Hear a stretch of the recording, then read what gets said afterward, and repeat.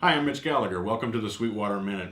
I mentioned in one of the previous editions of Sweetwater Minute that manufacturers send me a lot of their products to evaluate, to write about, to learn about, to present to the staff here at Sweetwater. And this week I've got a bunch of stuff that's come across my desk that I'm really anxious to share with you.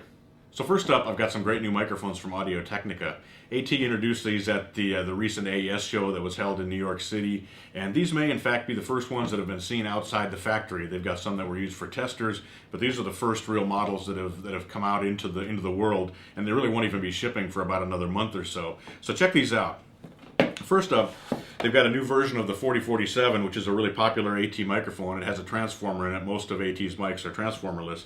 But this particular one is a multi-pattern microphone. It has a Omni, a cardioid, and a figure 8 pattern available to you. I had a chance to try this on some vocals. I thought it sounded really good. It's a rich sounding mic with good presence, and the extra patterns really give you a lot of flexibility in the studio.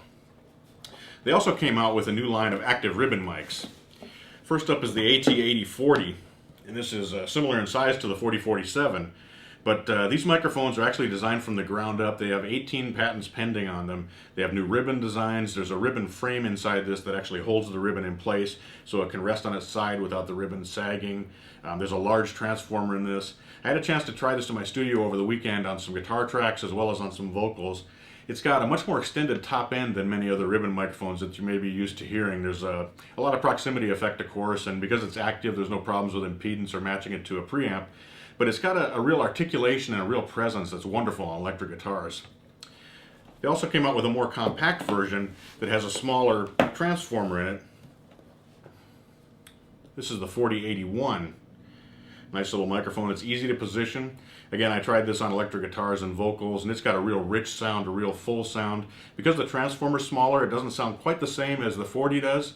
As the 8040 does, but it's still a real rich sound with a lot of articulate top end to it. It's real open sounding on the top as well. These are really cool microphones. Speaking of the AES show, one of the big products that came out of that show was the Novation Launchpad. The Launchpad is a dedicated controller for Ableton Live software, and I was able to actually score one at the AES show and get it here just a couple days after. Again, this is probably one of the first ones that's been seen outside the factory. And this is a cool little piece. I've been carrying it around in my laptop bag along with my laptop for the past few days. Slides right in, it's lightweight, but it still gives you all the control that the Launchpad offers, which is everything from launching clips that are playing inside of Live to you can pop over here to the mixer mode, and you can actually do mixing in it. You can control pan as you're working on things. You also can stop clips. You can do a lot with this that isn't evident from just looking at the matrix. So this is a really cool piece. And speaking of dedicated Ableton Live controllers, I also happen to have the APC 40, which is the new controller from Akai. This is one of the early shipping ones. This also offers the matrix for launching clips and controlling scenes, but it has dedicated controls. Actually, these are assignable controls or soft controls that can do everything from pan to your sends to controlling plugins.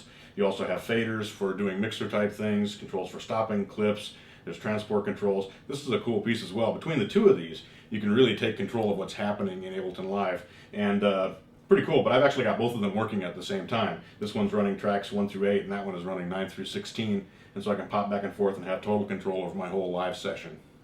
My friends at Ultimate Support just sent me out a few of their new guitar stands, and they're offering some really cool things here. Check this out. This is a little A-frame stand. It's collapsible, it breaks right down, holds either acoustic or electric. But the really cool feature is that there's actually a pick holder in the top. So if you're at a gig or whatever, you don't know where to put your picks, there you go, now you're covered. And finally, I've also got the new series of Shure headphones. Shure has never been in the headphone market before. They've launched a new, the SRH series. I've got 3 different models here, the 240s, the 440s, and the 840s. And these are designed for studio monitoring, for tracking, for mix down, for basically any kind of studio applications where you'd use headphones. I haven't had a chance to even try these out yet. I'm going to take them home tonight and plug them in and see what they sound like, and I'll be sure to let you know. I hope you've enjoyed this look at some of the new products that have rolled into my office here. Thanks for joining me for the Sweetwater Minute.